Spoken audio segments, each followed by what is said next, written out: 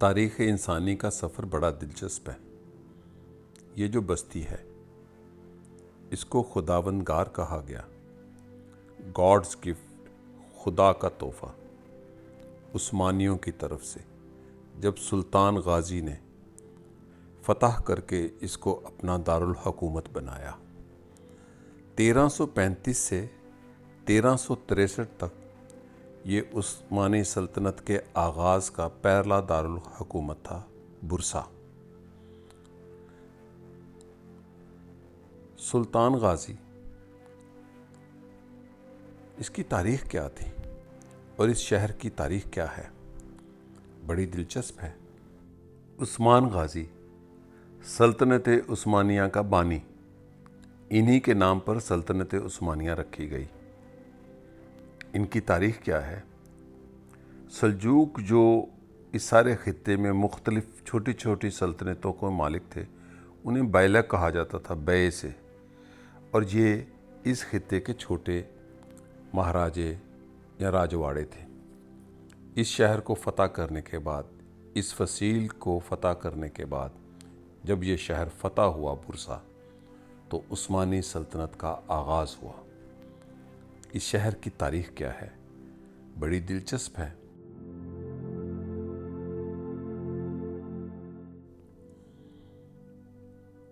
اس شہر کی تاریخ عثمانی سلطنت سے جڑی ہوئی ہے، یہیں سے آغاز ہوا۔ 1335 سے 1363 تک عثمانی سلطنت کا پہلا دارالحکومت یہی تھا، برسا۔ اس کی تاریخ دیکھنے میں چلا، کئی بار گیا، لیکن اس بار پھر 2023 میں اس کو ایک نئے انداز سے دریافت کیا۔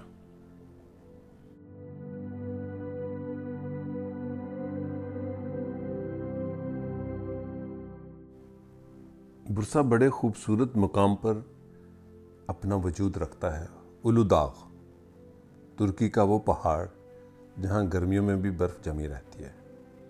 اس کے بالکل دامن میں برسا، اور صرف 60 کلومیٹر پر سامنے بحیرہ مرمر کا سمندر۔ ایسے شہر کم ہوئے ہیں، بیروت بھی کچھ اسی طرح ہے، لیکن اس کا بھی اپنا ایک حسن ہے۔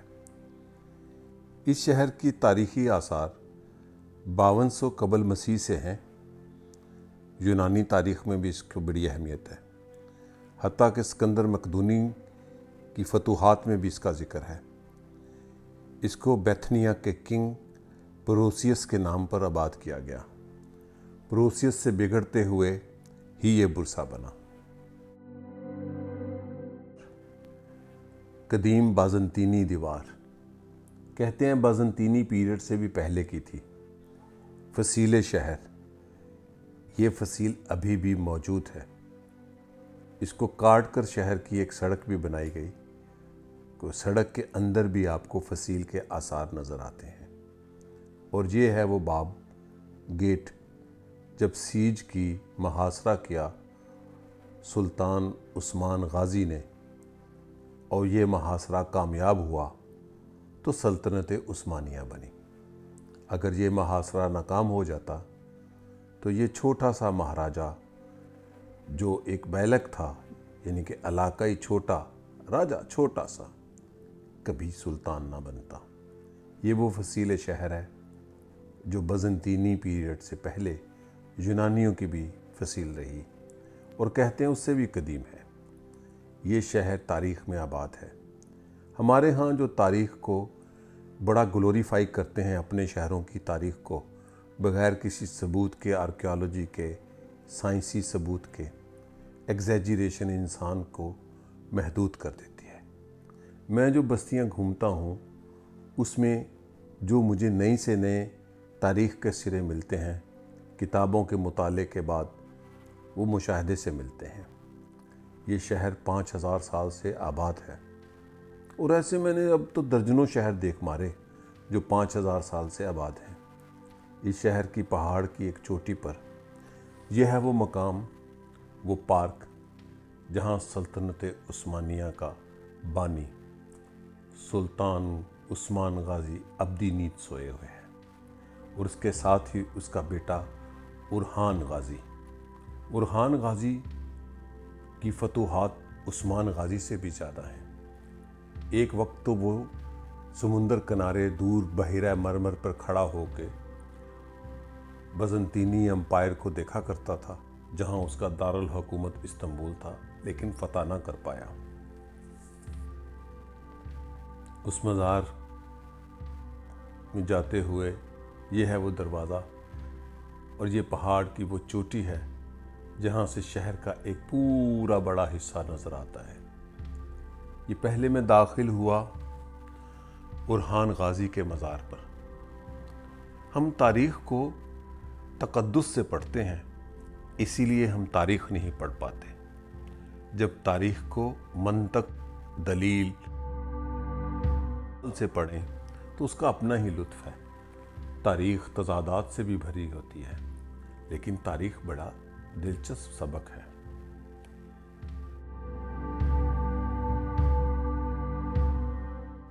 یہ مزارات دونوں سلطانوں کے، سلطان عبدالحمید کے دور میں از سر نو اپنی سلطنت کی جاہ و جلال کا رعب دکھانے کے لیے بنائے گئے، چونکہ یہ زمانہ زوال کا تھا۔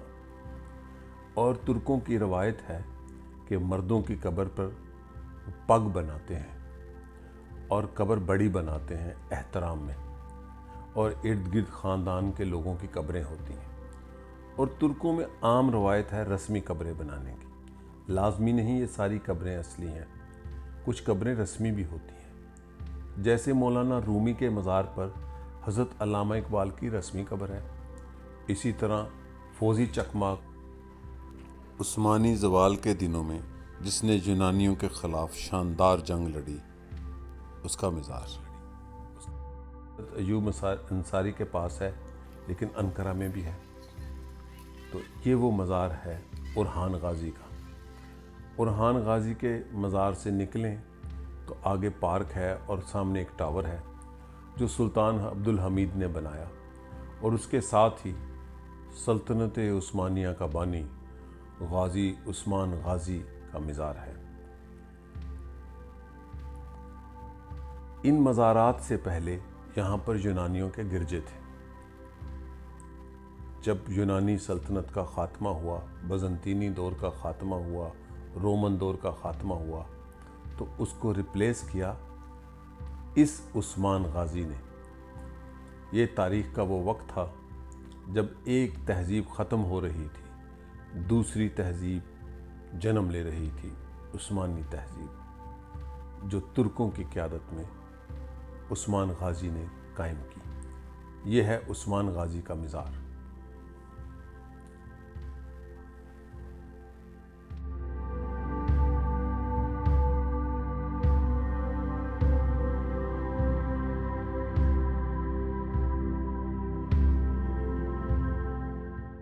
اور اسی کے پہلو میں عثمان غازی کے بیٹوں کی، برہان غازی کے بیٹوں کی، حتیٰ کہ برہان غازی کی بیگم اسپورچا خاتون کی قبر ہے۔ یہ یونانی بیوی تھی، اور اسی طرح برہان غازی کی اور بیویاں بھی تھیں جو یونانی حتیٰ کہ بازنطینی دربار سے تھیں۔ ایک تو ایسی بیوی تھی تھیوڈرا، جو تو مسلمان ہی نہیں تھی ہوئی، اور ان کے دربار میں ایسی ہی کئی اور خواتین بھی تھیں جو بازنطینیوں سے بیاہ کر عثمانیوں کی بہو ملکہ بنی، شہزادیاں بنی۔ یہ ہے عثمان غازی کا مزار۔ جب پاکستان میں تغرل ڈرامہ لگا تو لوگوں کو کچھ عثمانی تاریخ کا پتہ چلا، لیکن وہ تاریخ نہیں، ڈرامہ ہے۔ اس میں یہ ظاہر کیا گیا ہے کہ عثمان غازی تغرل کا بیٹا تھا، جس کا اصل میں حقیقت میں نام ارطغرل تھا، لیکن تاریخ میں اس کا کوئی ثبوت نہیں ملتا۔ کہا یہ جاتا ہے کہ عثمانی دور کے زوال کے دنوں میں عثمانی سلطنت کا رعب جمانے کے لیے ارطغرل کی کہانی تلاش کر کر بنائی گئی، لیکن یہ کہانی حقیقت پر کہانی ہے، سلطان عثمان غازی کی کہانی۔ اور یہ سلطان बहुत रैशनल सुल्तान था, जंग के हवाले से, फ़न के हवाले से, तालीम के हवाले से। इसीलिए ये एक बड़ी सल्तनत बनाने में कामयाब हुआ। इसी शहर से उस्मानी सल्तनत का आगाज़ हुआ, जहाँ पर ख़ुद उस्मान गाज़ी दफन है। इसके मज़ार पर आने वाले लोग हर किस्म के होते हैं। जब आप इसके मज़ार पर लोगों की हाज़िरी को देखते हैं तो अंदाज़ा होता है कि कौमें कैसे आज में ज़िंदा रहती हैं। अफसोस हमारे यहाँ लोग तारीख़ में घर बना कर रहते हैं, इसीलिए वो तारीख़ में रहते हैं। तुर्क अपनी तारीख़ को पढ़ते हैं। 100% लिटरेसी रेट है, हमसे बेहतर तालीम है, हमसे बेहतर तारीख़ जानते होंगे। अपने अजदाद के सुल्तान की कब्र पर आने वाले लोगों को आप देख सकते हैं कि तुर्क समाज कैसा है, तुर्क शहर कैसे हैं, तुर्क रहन सहन कैसा है। तारीख़ को पढ़ते हैं लेकिन तारीख़ में रहते नहीं, आज में रहते हैं। अपनों की तारीख़ में रहते थे, अब दूसरों की तारीख़ में भी घर बनाकर रहने लग गए। ये हैं उरहान गाज़ी और उस्मान गाज़ी के मज़ारात और इस शहर का एक शानदार नज़ारा।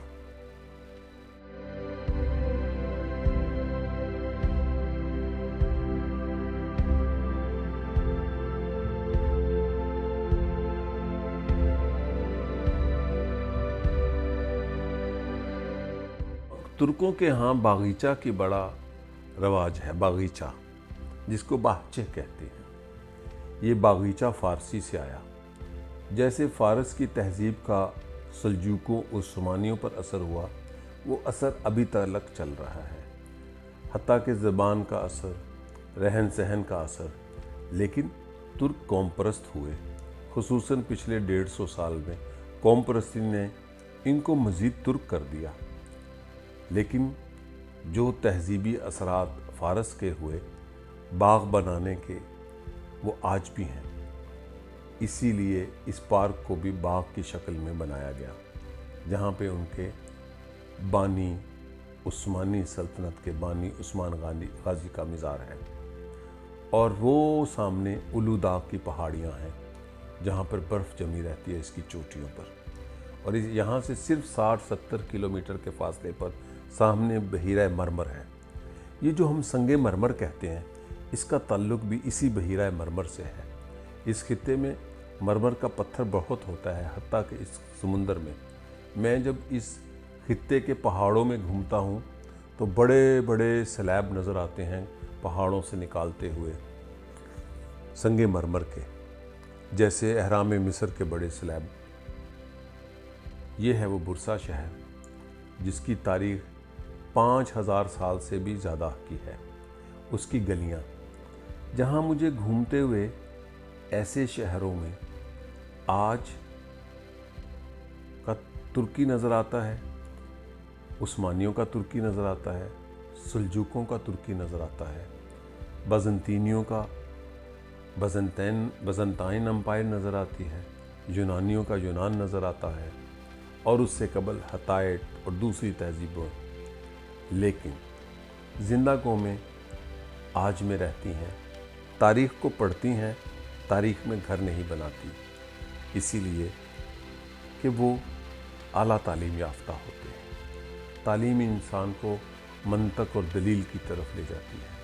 ये बुरसा शहर है, जिसको मैंने एक दफ़ा फिर देखा, उसकी तो सिर्फ़ एक झलक है। मेरी आइंदा किसी किताब में इस बस्ती का जिक्र होगा, जो बस्ती बस्ती घूमने से मुतल्लिक़ है। शुक्रिया और खुदा हाफिज़।